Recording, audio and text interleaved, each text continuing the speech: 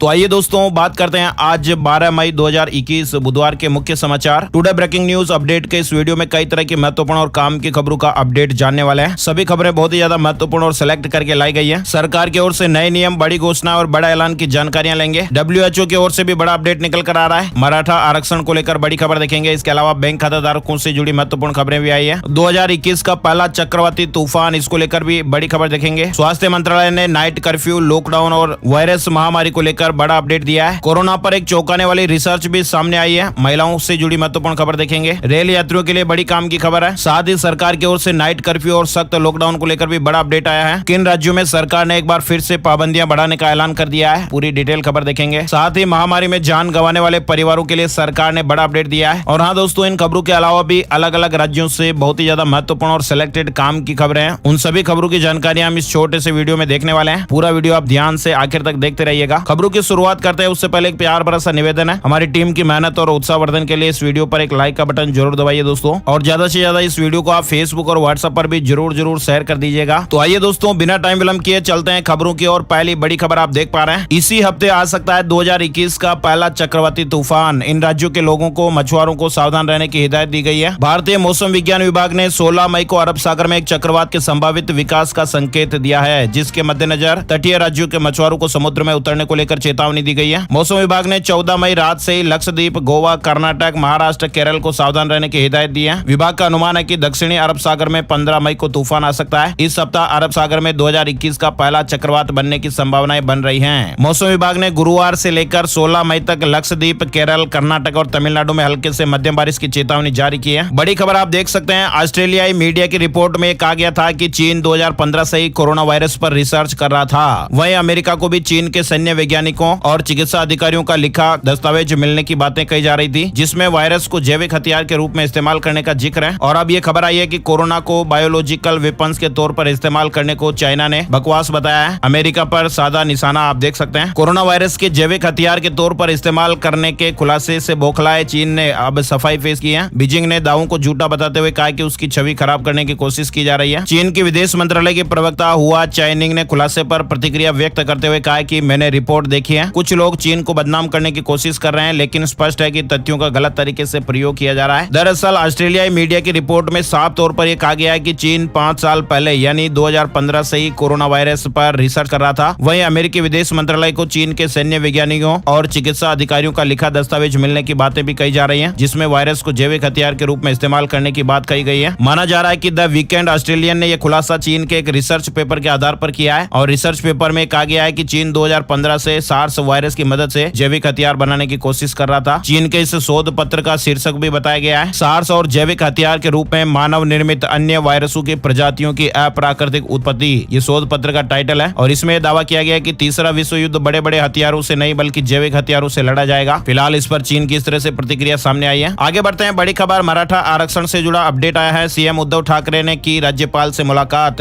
और कहा है कि जल्द ही पीएम मोदी से मिलूंगा। मराठा आरक्षण के मुद्दे पर महाराष्ट्र सरकार एक्शन मोड में है। 8 मई को जहां कैबिनेट की बैठक में सुप्रीम कोर्ट के फैसले के विश्लेषण पर कमेटी बनाने का फैसला हुआ है, तो वहीं इसी मुद्दे को लेकर सीएम उद्धव ठाकरे ने राज्यपाल भगत सिंह कोश्यारी से मुलाकात की है। सीएम उद्धव ठाकरे ने मराठा आरक्षण पर अपनी प्रतिबद्धता जाहिर करते हुए कहा कि वो इस मुद्दे पर पीएम मोदी से भी मुलाकात करेंगे और उनके सामने इस समस्या को रखेंगे। बड़ी खबर आई है। आईसीआईसीआई बैंक ने एफडी पर ब्याज दरों में बदलाव किया है। देश के सबसे बड़े प्राइवेट सेक्टर के बैंक आईसीआईसीआई बैंक ने हाल ही में फिक्स डिपॉजिट यानी एफडी की ब्याज दरों में बदलाव किया है। इसके अलावा आपको बता दें, एक्सिस बैंक ने भी 6 मई से एफडी पर ब्याज दरों में संशोधन किया है। आगे बढ़ते हैं दोस्तों, अगली बड़ी खबर आ रही है। आइवरमेक्टिन पर WHO की चेतावनी। WHO कोविड के इलाज में आइवरमेक्टिन के इस्तेमाल के खिलाफ है। जैसा कि आपको मालूम होगा, गोवा में एक दिन पहले इस दवा को मंजूरी दी गई थी। स्वास्थ्य संगठन ने कहा है कि किसी नए लक्षण के लिए किसी दवा के इस्तेमाल के दौरान सुरक्षा और उसका प्रभाव बेहद महत्वपूर्ण होता है। WHO ने कहा है कि वह क्लिनिकल ट्रायल के अलावा आइवरमेक्टिन के जनरल इस्तेमाल के खिलाफ है। वहीं आपको बता दें, एक दिन पहले ही सोमवार को गोवा सरकार ने कोविड संक्रमण रोकने के लिए वयस्कों पर इस दवा के इस्तेमाल को मंजूरी दी है। लेकिन WHO की चीफ साइंटिस्ट सौम्या स्वामीनाथन ने मंगलवार को आइवरमेक्टिन के इस्तेमाल को लेकर ट्वीट किया है। दरअसल आइवरमेक्टिन एक एंटी पैरासिटिक दवा है। इसे भारत में फूड एंड ड्रग एडमिनिस्ट्रेशन ने भी मंजूरी दे रखी है और इसका इस्तेमाल संक्रमण में किया जाता है। अमेरिका में भी इस पर स्टडी पब्लिश हुई थी और एक स्टडी के मुताबिक आइवरमेक्टिन किसी भी व्यक्ति में कोरोना संक्रमण फैलने से बचा सकती है। मतलब ये कुछ हद तक फायदेमंद रहती है। आगे बढ़ते दोस्तों, अगली बड़ी खबर आप देख पा रहे हैं। आरबीआई ने बैंकों के लिए नियम बदले हैं, हटा दिए 9 साल तक लगी ये पाबंदी। देश के प्राइवेट बैंक भी अब सरकारी व्यवसाय में हिस्सा ले सकेंगे और इसे लेकर भारतीय रिजर्व बैंक ने संशोधित दिशा निर्देश जारी कर दिया है। आरबीआई न्यू रूल आ चुके हैं, यानी देश के प्राइवेट बैंक भी अब सरकारी व्यवसाय में हिस्सा ले पाएंगे। अब प्राइवेट बैंक सरकारी व्यवसाय को शुरू कर ज्यादा कमाई कर सकते हैं। साथ एक बड़ी खबर आई है स्वास्थ्य मंत्रालय की ओर से अपडेट जानकारी आप देख सकते हैं। देश के 18 राज्यों में नाइट कर्फ्यू और लॉकडाउन जैसी पाबंदियों से मामलों में कमी देखने को मिली है। स्वास्थ्य मंत्रालय ने मंगलवार को मीडिया को संबोधित करते हुए कहा कि देश के 18 राज्यों में नाइट कर्फ्यू और लॉकडाउन जैसी पाबंदियों से मामले घटने लगे हैं। हालांकि 16 राज्यों में कोरोना के मामलों में निरंतर बढ़ोतरी भी हो रही है, जो कि चिंता का विषय है। स्वास्थ्य मंत्रालय ने कहा कि मध्य प्रदेश, उत्तराखंड, झारखंड, तेलंगाना, चंडीगढ़, लद्दाख, दमन और दीव, लक्षद्वीप, अंडमान और निकोबार, महाराष्ट्र, उत्तर प्रदेश, आंध्र प्रदेश, दिल्ली, राजस्थान, हरियाणा, छत्तीसगढ़, बिहार और गुजरात में प्रतिदिन कोरोना के नए मामलों में निरंतर कमी आ रही है। इसके अलावा कुछ राज्य जहां पर मामलों में बढ़ोतरी देखने को मिल रही है। मंत्रालय ने कहा कि कर्नाटक, केरल, तमिलनाडु, पश्चिम बंगाल, उड़ीसा, पंजाब, असम, जम्मू और कश्मीर, गोवा, हिमाचल प्रदेश, पांडिचेरी, मणिपुर, मेघालय, त्रिपुरा, नागालैंड और अरुणाचल प्रदेश में प्रतिदिन नए मामलों में बढ़ोतरी देखने को मिल रही है। आगे बढ़ते हैं, बड़ी खबर कोरोना पर चौंकाने वाली रिसर्च सामने आई है। रिकवरी के 1 साल बाद भी हर 3 में से 1 महिला को कोविड-19 निमोनिया का खतरा।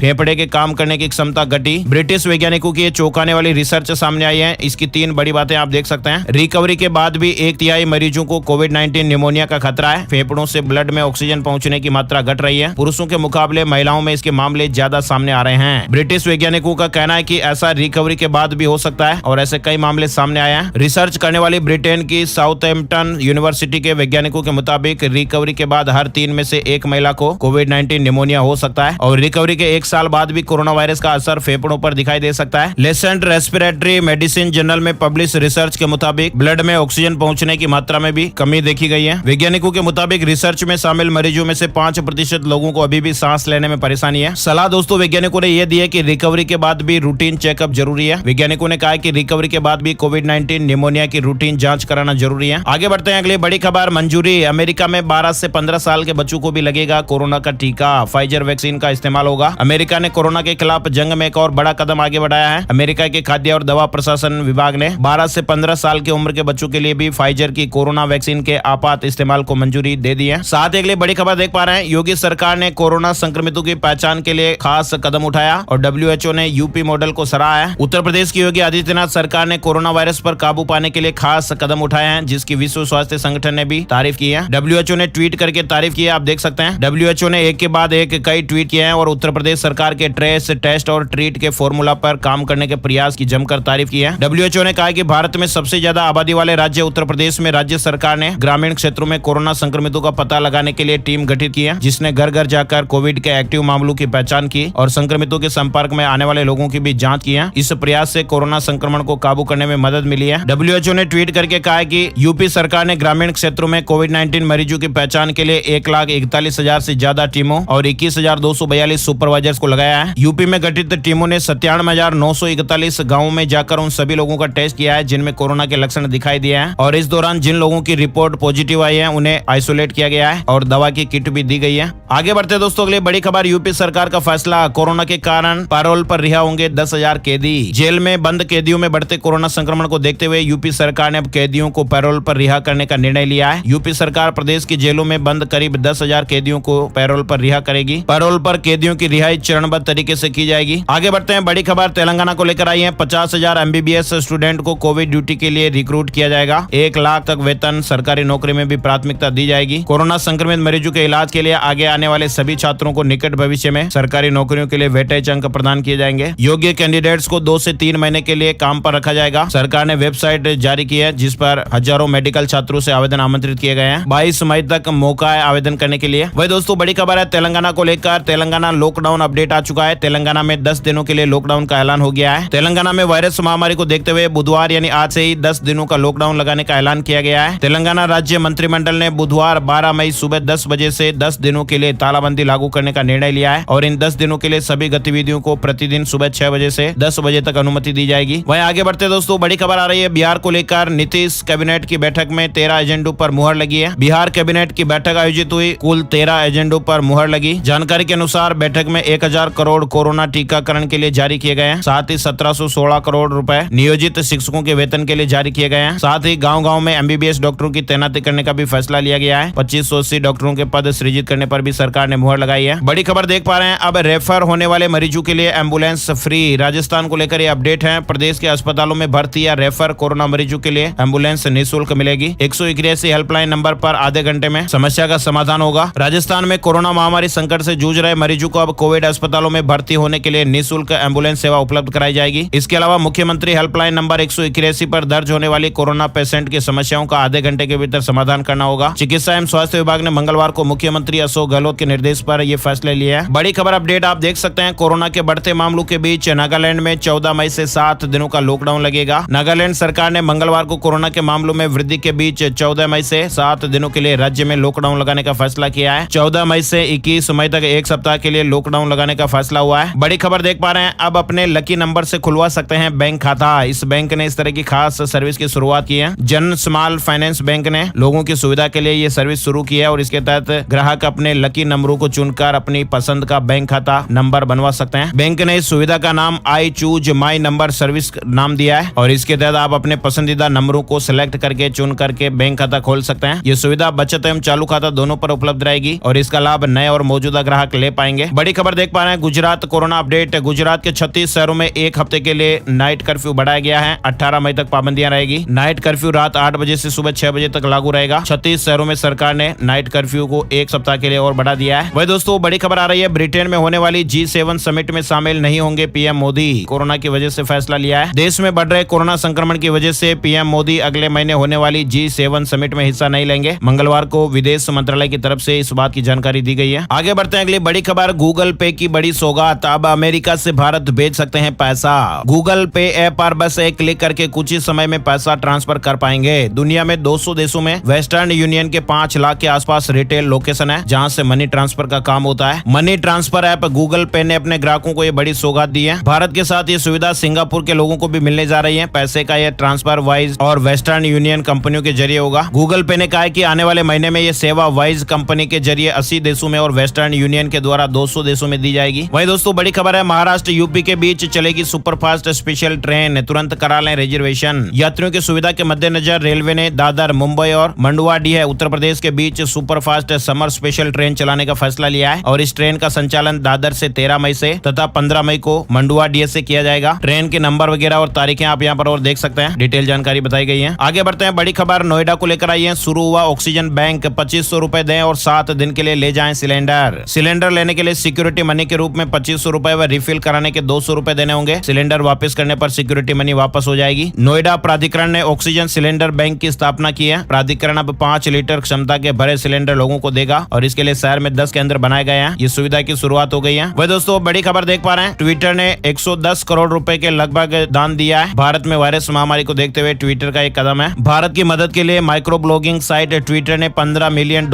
यानी कि करीब 110 करोड़ रुपए का दान दिया है। ट्विटर के सीईओ ने ट्वीट करके जानकारी दी है। गूगल डॉक्स के डेटाबेस के मुताबिक जैक डोर्सी द्वारा दिए गए ये पैसे केआर, एड इंडिया और सेवा इंटरनेशनल को मिलेंगे। ये सभी गैर लाभकारी संस्थाएं हैं और इन पैसों से ऑक्सीजन कंसंट्रेटर के अलावा वेंटिलेटर जैसी मशीनें खरीदी जाएगी जिन्हें सरकारी अस्पतालों और कोविड केयर सेंटर पर पहुंचाया जाएगा। आगे बढ़ते हैं। बड़ी खबर आ रही है। राहत। महामारी में जान गंवाने वाले परिवारों के लिए सरकार ने खोला खजाना। उपराज्यपाल ने घोषणाएं की है। जम्मू कश्मीर के उपराज्यपाल मनोज सिन्हा ने महामारी में जान गंवाने वाले लोगों के परिवारों, श्रमिकों और अनाथालयों के लिए खजाना खोला है। साथ ही बच्चों के भविष्य को भी ध्यान में रखा गया है। जम्मू कश्मीर के उपराज्यपाल ने बड़ी राहत दी है। इस आदेश में उन परिवारों को शामिल किया गया है जिन्होंने परिवार के एकमात्र कमाने वाले सदस्य को खो दिया है। साथ ही अपने माता पिता को खो देने वाले बच्चों को भी इसमें शामिल किया गया है। सरकार ऐसे बच्चों को विशेष छात्रवृत्ति देगी। सरकार ने इस तरह से प्रत्येक परिवार तक पहुंचने का फैसला किया है। इन परिवारों को स्वरोजगार के लिए वित्तीय सहायता प्रदान की जाएगी। पंजीकृत श्रमिकों, पालकी वालों और पिट्ठू वालों को अगले 2 महीनों तक 1000 रुपए प्रतिमाह दिए जाएंगे। परिवार में कमाने वाले सदस्य को खोने वाले वरिष्ठ नागरिकों को विशेष पेंशन प्रदान की जाएगी। अनाथालयों को भी हर संभव मदद मिलेगी। बड़ी खबर देखने को मिल रही है। केदारनाथ यात्रा के लिए हेली सर्विस की एडवांस बुकिंग कराने वालों को बड़ी राहत है। GMVN लौटाएगा आपकी पूरी रकम। इसको लेकर आदेश जारी हो गए हैं। एडवांस बुकिंग की कुल राशि में से 200 रुपए प्रोसेसिंग फीस छोड़कर यात्रियों को बाकी पूरी रकम वापस की जाएगी। वही दोस्तों बड़ी खबर है। फेसबुक ने लॉन्च किया है नया फीचर। अब किसी भी आर्टिकल को शेयर करने से पहले उसे पढ़ना होगा जरूरी। फेसबुक पर इस नए फीचर को इसलिए लॉन्च किया गया है जिससे फेक न्यूज को पूरी तरह से लगाम लगाई जा सके। सोशल मीडिया पर सबसे बड़ी दिक्कत फेक न्यूज की होती है। यूजर्स के लिए एक नया प्रॉम्प्ट फीचर लॉन्च किया है, यानी कि फेसबुक पर आप कोई भी आर्टिकल देखते हैं और उसकी हेडिंग पढ़कर ही उसे शेयर कर देते हैं, लेकिन अब आपको फेसबुक एक पॉपअप के जरिए उस आर्टिकल को पूरा पढ़कर ही शेयर करने की सलाह देगा। हालांकि ये फीचर जो है है वो फिलहाल टेस्ट किया जा रहा है और सभी यूजर्स को ये फिलहाल नहीं मिलेगा। ऐसे में अगर आप भी इस फीचर का इस्तेमाल करना चाहते हैं तो आप अपने फोन में इसे चेक कर सकते हैं। वहीं अगर आपको ये फीचर नहीं मिला तो आपको कुछ और दिन इंतजार करना पड़ सकता है, क्योंकि फिलहाल इसको रोल आउट किया गया है और अब धीरे धीरे यूजर्स के फोन में ये आएगा। चलिए आगे बढ़ते हैं। बड़ी खबर, शिक्षकों के वेतन के लिए 1716 करोड़ रुपए जारी हुए हैं। बिहार को लेकर अपडेट है। बिहार में वर्चुअल कैबिनेट मीटिंग हुई और इसमें बिहार के शिक्षकों के वेतन के लिए करीब 1716 करोड़ रुपए की मंजूरी दी गई है और इस राशि से बिहार के करीब 3 लाख शिक्षकों को 2 महीने का वेतन मिल सकेगा। साथ ही बड़ी खबर देख पा रहे हैं, फ्री सर्विस का समय बढ़ा दिया गया है। टाटा मोटर्स ने फ्री सर्विस का समय बढ़ाया है। अब जून तक कारों की वारंटी बढ़ गई है। टाटा मोटर्स ने अपने पैसेंजर व्हीकल के ग्राहकों को राहत दी है। कंपनी ने अब वारंटी और फ्री सर्विस के समय को बढ़ाकर 30 जून कर दिया है, यानी कि जिन ग्राहकों की गाड़ियों की वारंटी 1 अप्रैल और 30 मई तक समाप्त हो रही थी वे अब 30 जून तक इसे ले सकते हैं। वही दोस्तों बड़ी खबर है, किया के कार मालिकों के लिए भी खुश खबर है। 2 महीने बढ़ गई है इस सर्विस का टाइम पीरियड। किया मोटर्स ने अपनी सर्विसिंग को 2 महीने के लिए बढ़ा दिया है। साथ ही बड़ी खबर देख पा रहे हैं, यूजीसी ने एक स्पष्टीकरण जारी किया है। यूनिवर्सिटी एग्जाम के लिए कोई भी नई गाइडलाइन जारी नहीं हुई है। दरअसल बीते 1-2 दिन से मीडिया में कुछ ऐसी रिपोर्ट्स और खबरें चल रही थी जिसमें बताया जा रहा था कि अंतिम वर्ष को छोड़कर विश्वविद्यालय के सभी छात्र बिना परीक्षा के प्रमोट होंगे। तो इस संबंध में यूजीसी ने एक वेबसाइट पर नोटिस जारी किया है और उसमें यह कहा गया है कि हमारी जानकारी में यह आया कि प्रिंट मीडिया और डिजिटल मीडिया में यूजीसी के दिशा निर्देशों के बारे में खबर प्रकाशित हुई है और यूजीसी ने नोटिस में कहा है कि हाल ही में परीक्षाओं पर कोई नई गाइडलाइन जारी नहीं की गई है। मीडिया में इस तरह की खबरें चल गई थी, इसलिए एक बार फिर से यूजीसी को यह स्पष्टीकरण जारी करना पड़ा। चलिए आगे बढ़ते हैं। अगली बड़ी खबर, सस्ते में मकान और दुकान खरीदने का मौका दे रहा है सरकारी बैंक। 12 मई से नीलामी होने जा रही है। अगर आप भी मकान, दुकान या प्रॉपर्टी खरीदने का प्लान बना रहे हैं तो पंजाब नेशनल बैंक एक बेहतर मौका लेकर आया है। पीएनबी 12 मई से रेजिडेंशियल और कॉर्पोरेट प्रॉपर्टी की नीलामी करेगा। पीएनबी ने ट्वीट करके इस बात की जानकारी दी है, आप देख सकते हैं। साथ ही बड़ी खबर आ रही है, मध्य प्रदेश के इन सरकारी शिक्षकों को भी अब मिलेगा सामूहिक बीमा योजना का लाभ। कोरोना संक्रमण के बीच मध्य प्रदेश में शिक्षकों के लिए राहत भरी खबर है। उच्च माध्यमिक शिक्षक, माध्यमिक शिक्षक और प्राथमिक शिक्षकों को भी अब सामूहिक बीमा योजना का लाभ मिलेगा। किसी शिक्षक की किसी अन्य कारण सहित अगर कोरोना से जान चली जाती है तब भी उसके परिवार को इस बीमा योजना के जरिए मदद दी जाएगी। लोक शिक्षण संचालनालय ने इसके आदेश जारी कर दिए हैं। साथ ही बड़ी खबर आप देख पा रहे हैं, लखनऊ में शुरू हुई ऑटो एम्बुलेंस सेवा। 24 घंटे कोरोना मरीजों को मिलेगी फ्री में सुविधा।